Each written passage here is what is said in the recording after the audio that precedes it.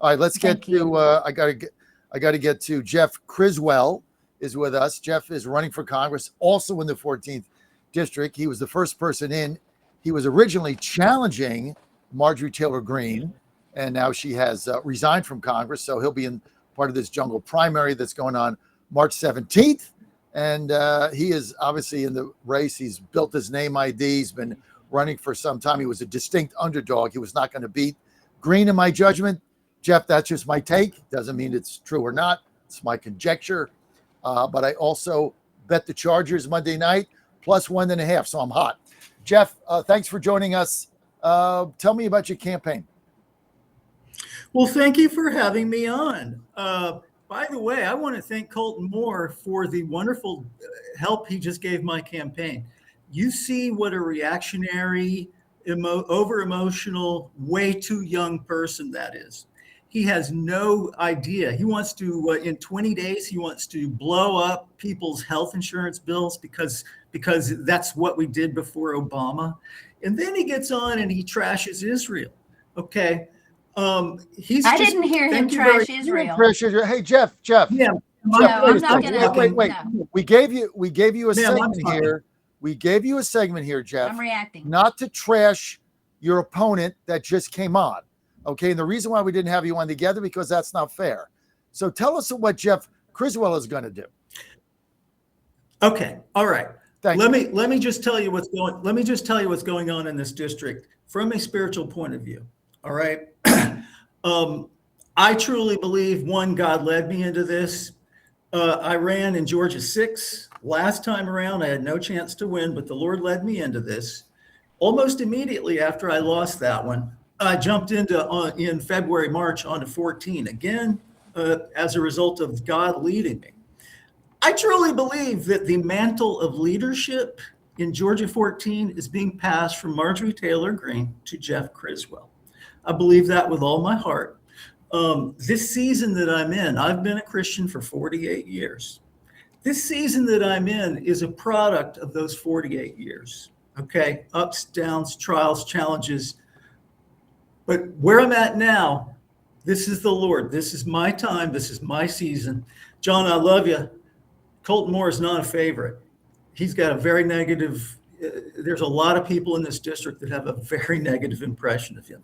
I'm going to win this seat. The reason is I've got a job to do in Washington, and I'm the only one that can do it, John. The first thing I'm going to do in Washington is I'm going to spark a national revival in the name of Jesus. All right. I want people coming back to the Lord. I want people coming back to church. Yeah, well, good luck. Good luck telling that to the communists that are running the Democratic Party. Good luck with that. Let me just ask you this. You ran in the 6th, now you're running in the 14th. Where do you live? I live in the 14th. But why did you run in the I live in Kennesaw. Is that Jackie, does he live in the district? I believe that if you were meant to be the next congressman, that I would know you and I would have seen you at some of our meetings, but it is my job as the 14th district chairman to be unbiased in this race, in all primary races. So I'm not gonna endorse, but I feel like the Lord is leading a whole lot of people to run in this race and crowd the Republican field and water down the vote and split the vote. I'm praying real hard that the Lord will lead some of you people to quit, so we might not be taken over by Democrats. Ma'am, I take offense to that. I'm not meaning it towards you. I'm just being honest. Jeff, I'm asking you a legitimate question here. It's a residency question. Same thing when I had Derek Dooley on, I asked him, why didn't you vote for all these elections? You gotta answer the question. You ran this. Where do you live? Do you live in the district? And if you live in the district, why did you run in the 6th? Well, you don't live in the district. Oh, no, but I was living in the 6th then, John. Okay. I lived in Smyrna and then I lived in Douglasville, which was in Georgia in 6. Now I live in Kennesaw. So you moved to Kennesaw. I did. And Kennesaw is in the 14th district. Part of it is in the. All right. By the way, let me finish my thought. The second thing that I'm going to do in Washington, I'm deeply concerned about the rise of Islam on American soil. I don't want it here. It's trouble. If you look at what's happening in Europe, the exact same thing that's happening in Europe will happen here. They're all brainwashed with the same stuff. I'm going to do everything in my power to get Muslims, Islam off of American soil. Like what? What are you going to do? We're going to invoke the Enemies Clause, the Enemies Act, the Aliens and Enemies Act. We're going to declare them an enemy army. We're going to shutter every mosque by whatever means necessary. We're going to invite our Muslim friends to leave on peaceful terms.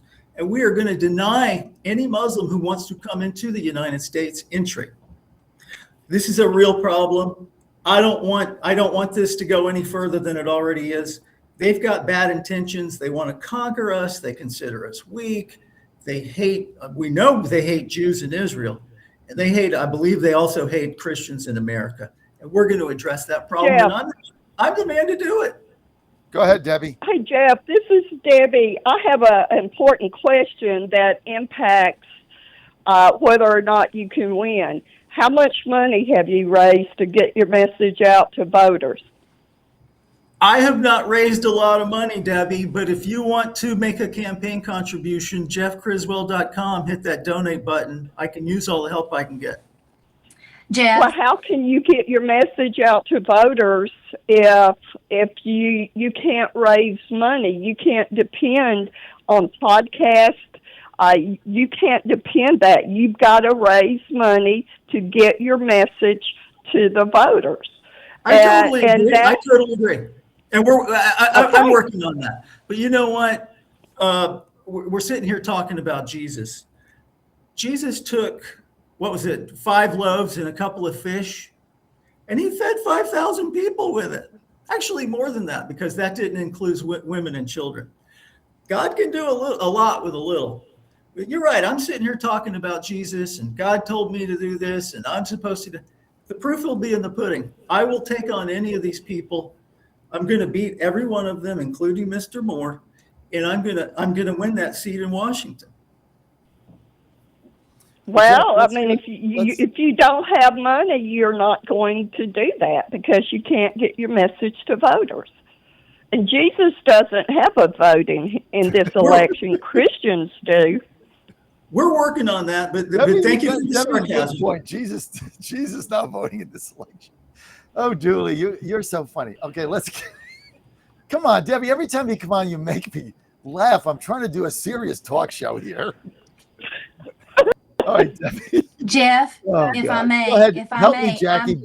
Bail me out. Ask because Debbie makes me laugh again. Ask, what are you going to do with the Obamacare subsidies? If you were there now, I want to ask you the same question. Okay, so if it was me, I agree with Jackie. All right, that's crazy. 20 days, stop. Why don't we take a measured approach to this? Why don't we ease people out of that system and onto something else over time, rather than telling people, oh, your health care bill for you and your family of 4 is $1,000 a month. So, absolutely, positively, let's ease them off of that into whatever comes next. I'm going to be honest with you. Healthcare is a very big question. It's a big situation. I wish I could snap my finger and tell you exactly what's going to work. I can't do that. So you would be in favor. If you were there now, you would be in favor of extending the subsidies until. Yeah, absolutely. Sure. All right, tell us about you. You mentioned Israel when you came on. My listeners are telling me, especially our young listeners, I got a lot of Zoomers. They're telling me they're sick of Israel. They're just sick of it. They don't want to give them any money. They don't want anything to do with it. They're done. They want to move on and fix the economy. What is your reaction to that? I got to tell you, John, I'm on the phone. I'm knocking on a lot of doors with people in Georgia District 14, and I don't hear that at all. I hear people who want to help Israel. I just had a conversation, with a church. I called over there. This was when Green was still running. And of course, Green had this whole thing with Israel and this chip on her shoulder about Israel. And I said to them, I support Israel. I'm sorry. Through thick and thin, I'm staying with Israel. And she says to me, well, your timing here is perfect. She says, we're taking a group of people with our church to Israel next week. And I've had those same conversations over and over and over again in How Georgia old were 14. they? Average age?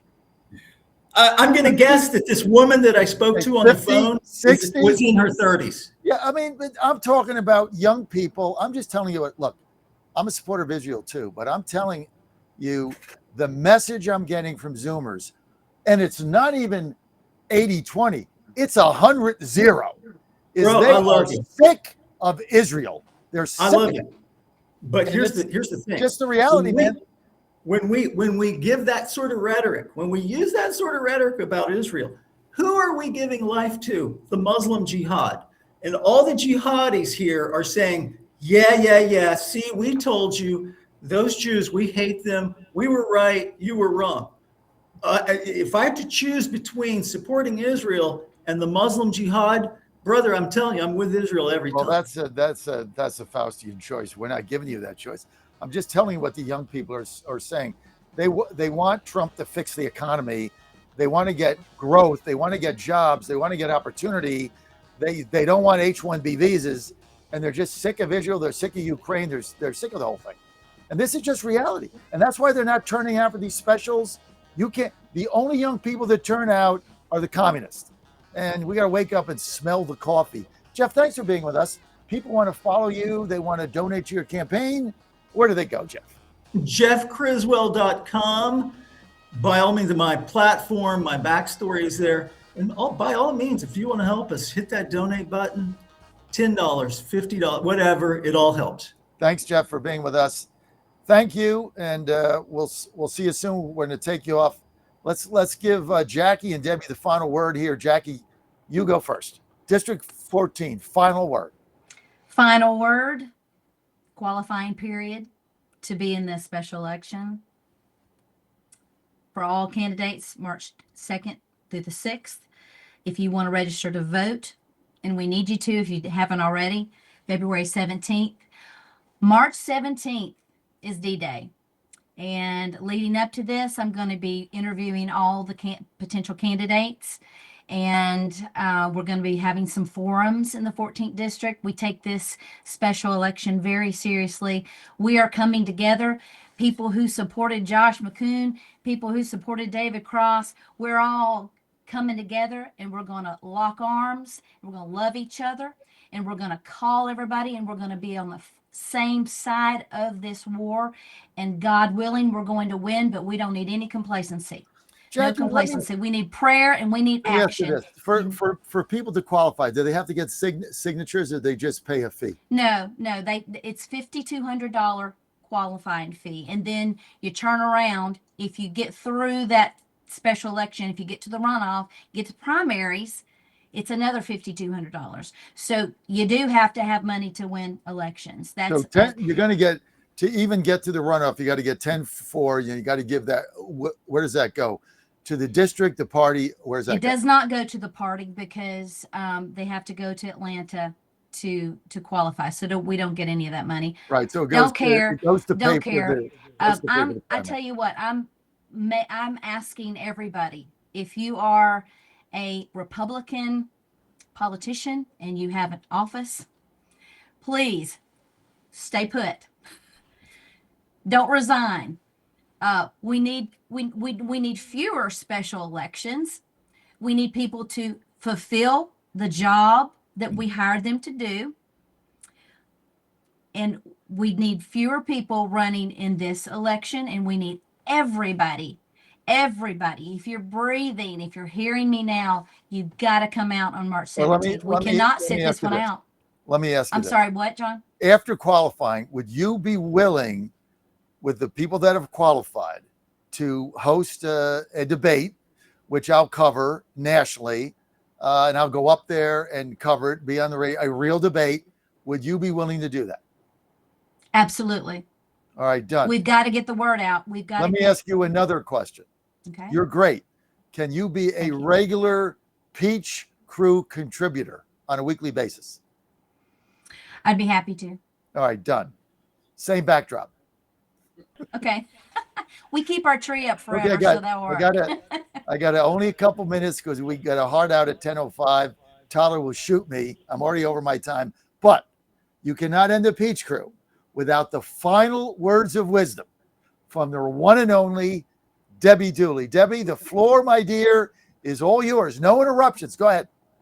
And if you want to bash Mike Collins, go ahead. You got the floor. Yeah, well, I'm sorry, Xfinity, it was a Democrat plot for Xfinity to have an outage during the Peach Crew this morning. But roll Tide, we're in the playoffs, and make sure you vote. And these special elections have proven we've got to up our game in order to win. Volunteer for your local party. Volunteer, and let's win the midterms. And God bless you. Aren't you going to trash Mike Collins? Yeah, let's see, Mike Collins, by the way, he has a lot of accusations of racism. And one of the things that Mike Collins did is the New York YRs that got in trouble for all those racist and anti-Semitic text threads, especially racist. Mike is going to speak to them, to this club, on December 13th. This guy will get trounced by Jackie, assault. all the world has gone back in balance when Debbie gets off by trashing Mike Collins. That means we're the galaxy's back in balance. Everything's going to be fine. Thank you, Debbie. Thank you, Debbie, for being with us. I'm glad you're part of the crew. As far as the Tide, are you serious? After that game where they got absolutely lambasted and they got 3 losses, they shouldn't even be in the playoffs.